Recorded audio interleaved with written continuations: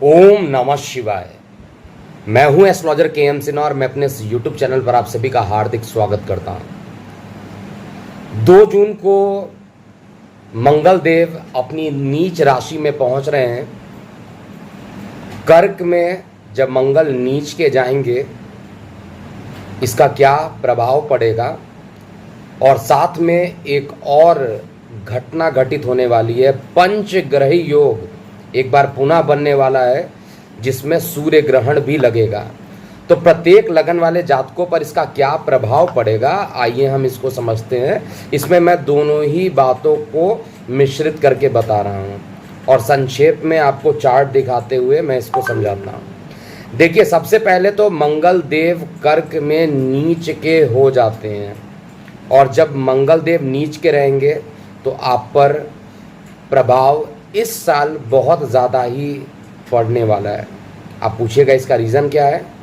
तो इस साल के जो हिंदी पंचांग के अकॉर्डिंग जो राजा हैं और जो मंत्री हैं वो दोनों ही मंगल देव हैं, और जब दोनों ही डिपार्टमेंट, राजा का डिपार्टमेंट, मंत्री का डिपार्टमेंट लेकर खुद नीच के हो जा रहे हैं, और जहाँ पर ये नीच के हो रहे हैं वहाँ से कुछ स्थान पहले, 2 घर पहले, वहाँ पर सूर्य ग्रहण भी लग रहा है। पंच ग्रहों की युति भी बन रही है।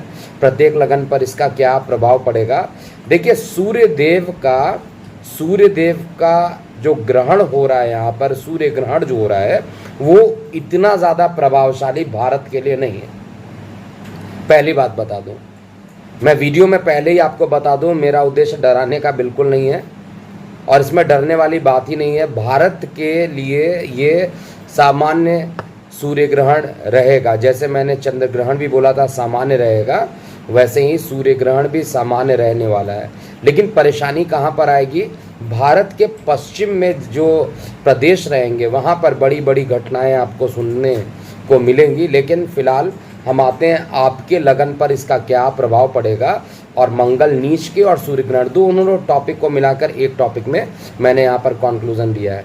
सबसे पहले मेष लगन की बात करते हैं। अभी तक तो आप समझ गए होंगे लगन किसे कहते हैं। यहाँ पर 1 नंबर लिखा है, इसका मतलब आपका जो लगन है वो मेष लगन है। मेष लगन का जो लग्नेश है वो मंगल नीच के हो रहे हैं। अब क्वेश्चन क्या है, क्या ये मंगल नीच का फल देंगे, अच्छा परिणाम देने के लिए बाध्य हो जाएंगे। आपके लिए मंगल का जो प्रभाव रहेगा, क्योंकि मंगल की जो दृष्टियां होती है वो 4, 7 और 8वीं होती है, तो दैनिक रोजगार में कुछ अच्छा परिणाम मिलेगा। लेकिन जीवन साथी के साथ वाद विवाद होने की संभावना रहेगी। भाग्य का सहयोग मिलेगा, पिता का साथ मिलेगा, और कर्म स्थान पर किसी प्रमोशन के योग भी मेष लगन में मैं यहाँ पे चेक कर पा रहा हूँ। जो ग्रहण का प्रभाव होगा वो क्या होगा, ये जो ग्रहण लग रहा है, चंद्रमा आप देख रहे होंगे यहाँ पर है, सूर्य के साथ है, और यहाँ पर कंजुगेशन भी मैंने बनाया हुआ है कि लगन के रिस्पेक्ट में प्रत्येक ग्रहों का क्या कंजुगेशन है, लगन से किस घर में जाकर बैठे हुए हैं। तो लगन के रिस्पेक्ट में द्वितीय भाव में धन स्थान पर हो रहा है, तो निश्चित रूप से धन स्थान पे ग्रहण होना है। यहाँ पर ग्रहण इतना प्रभावशाली भारत में है ही नहीं, तो इसमें सूतक काल भी मान्य नहीं होगा। और सबसे बड़ी चीज़ है कि इतना प्रभावशाली होने के बाद भी बहुत ज़्यादा नुकसान नहीं करेगा। युति कहा जाए बहुत अच्छी नहीं है। पंचग्रही युति बन रही है, सूर्य, चंद्रमा, बुध, राहु और केतु की जो दृष्टि द्वितीय भाव में पड़ रही है। धन से संबंधित, कुछ फाइनेंस से संबंधित कुछ नकारात्मक परिणाम आपको दिखाई देंगे। आपको यहाँ पर ध्यान देना चाहिए। और साथ में इस समय वाणी की उग्रता बढ़ सकती है। वाणी को थोड़ा सा उग्र होने से बचिएगा, पॉइंट टू पॉइंट कोशिश कीजिएगा। अगर आप किसी से वाद विवाद नहीं करना चाहते हैं तो इस समय बिल्कुल भी अपना मुंह बंद करके रखिएगा, क्योंकि अगर आपने ज़्यादा किसी के साथ वार्तालाप कर दिया तो परिवार में बेवजह झगड़े हो जाएंगे, और ये ग्रहण का दुष्प्रभाव रहेगा। एक प्रभाव यहाँ पर ज़रूर दिखाई दे रहा है कि अष्टम में बहुत सारे ग्रहों की युति और खुद केतु का अष्टम में बैठना है। लगभग ग्रहण के 1 मंथ या 2 मंथ के आसपास का जो टाइम रहेगा, इसका प्रभाव तब आपको देखने को मिलेगा। जून में इसका प्रभाव नहीं दिखाई देगा। जुलाई, अगस्त के बाद आपको कुछ प्रभाव यहाँ पर दिखाई देगा, और कुछ टाइम पर दुर्घटना के योग भी बनते हैं। इस समय क्या करना चाहिए, हनुमान चालीसा का आपको यहाँ पर पाठ करते रहना चाहिए और कोशिश कीजिए कि सुबह तुलसी के पत्ते खाइए, जिससे कि आपका नकारात्मक प्रभाव यहाँ पर ख़त्म हो जाए। वृष लगन की बात करते हैं। देखिए वृष लगन में यहाँ पर जहाँ पे मैंने 2 नंबर लिखा है, अगर आप देखिएगा तो वृष लगन में ही ग्रहण का योग बन रहा है और आपका जो मारक ग्रह है, अति मारक ग्रह है, वो मंगल देव आपके छोटे भाई बहनों के स्थान पर, यहाँ पर आपके नेम फेम में बढ़ोतरी होगी। ज़रूरत से कुछ ज़्यादा मेहनत करना पड़ सकता है, आपके छोटे भाई बहनों से आपको लाभान्वित होगा और साथ में कहा जाए पराक्रम भी आपका बढ़ेगा, कॉन्फिडेंस भी यहाँ पर बढ़ने वाला है। मेहनत कुछ ज़्यादा, ज़रूरत से ज़्यादा मेहनत करनी पड़ सकती है और लगन में जो ये बहुत सारे ग्रहों की जो युति बनी है, ये आपको निश्चित रूप से परेशान यहाँ पर करेगी। और सप्तम में जो केतु है, ये जीवन साथी के साथ अलग कर देना, जीवन साथी के साथ मतभेद कर देना, विवाद कर देना, दैनिक रोजगार में कुछ परेशानी उत्पन्न करना, ये भी वृष लगन वाले जातकों के लिए होने वाला है। वृष लगन वाले जातकों को चाहिए कि शुक्र देव की पूजा करें, शुक्र देव की जितनी आराधना कीजिए आपके लिए अच्छी है और कोशिश कीजिए कि किसी को शुक्रवार का अगर आप फास्ट रख सकते हैं तो बहुत अच्छा रहेगा इन दिनों। अब हम मिथुन लगन की बात करते हैं। देखिए मिथुन लगन में जो ये मंगल का, और यहाँ पर देखा जाए तो एक तो आपके रोग के मालिक हैं और आपके इनकम के मालिक है, दोनों के मालिक होकर ये खुद धन में जाकर बैठे हैं।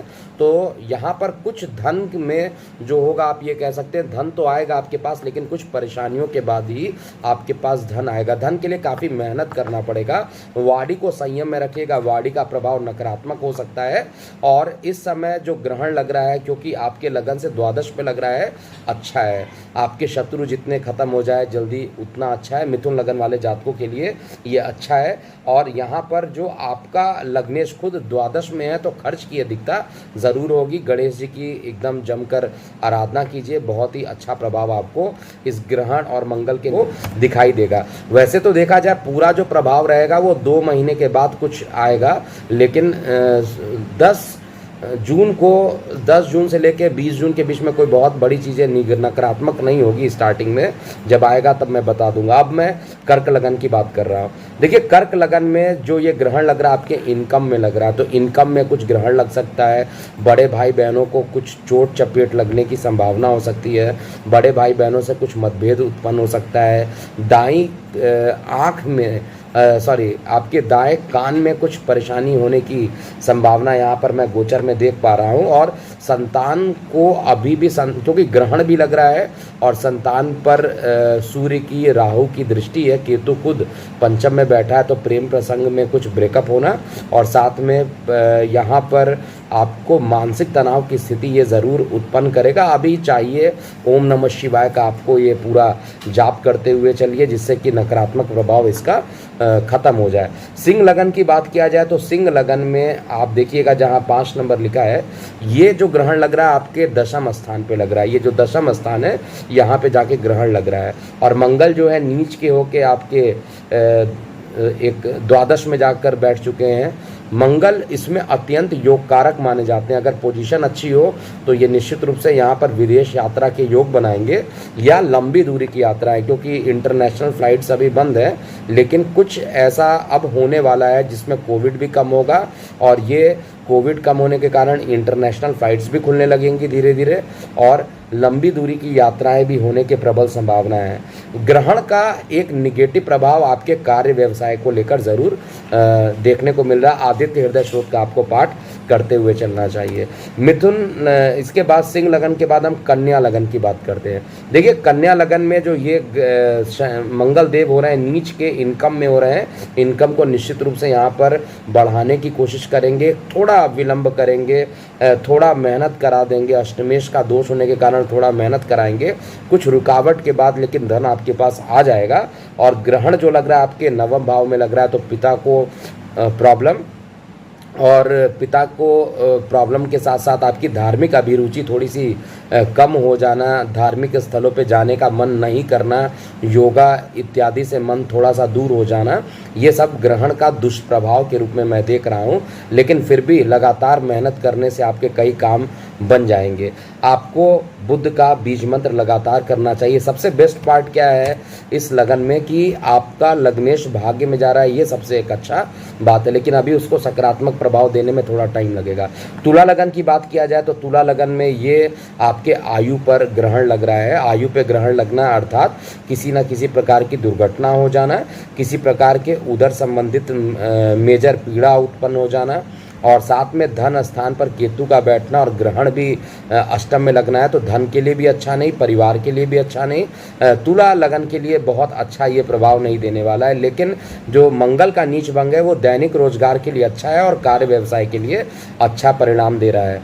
आपको यहाँ पर फ्राइडे का फास्ट रखना चाहिए और कोशिश कीजिए कि येलो कलर की कुछ चीज़ों का दान कीजिए मंदिर में, और प्रार्थना कीजिए शुक्रदेव से यहाँ पर कि आपका नकारात्मक प्रभाव खत्म हो जाए। यहाँ पर भी बेस्ट पार्ट क्या है कि आपका लग्नेश जो है वो नवम भाव में बैठा हुआ है, एक अच्छा इंडिकेशन है। अब हम वृश्चिक लगन की बात करते हैं। देखिए वृश्चिक लगन जो आप देख रहे होंगे चार्ट में, यहाँ पे 8 नंबर लिखा है, यहाँ पे मंगल जो है आपके भाग्य स्थान पर नहीं, तो यहाँ पर एक अच्छा परिणाम ये देगा।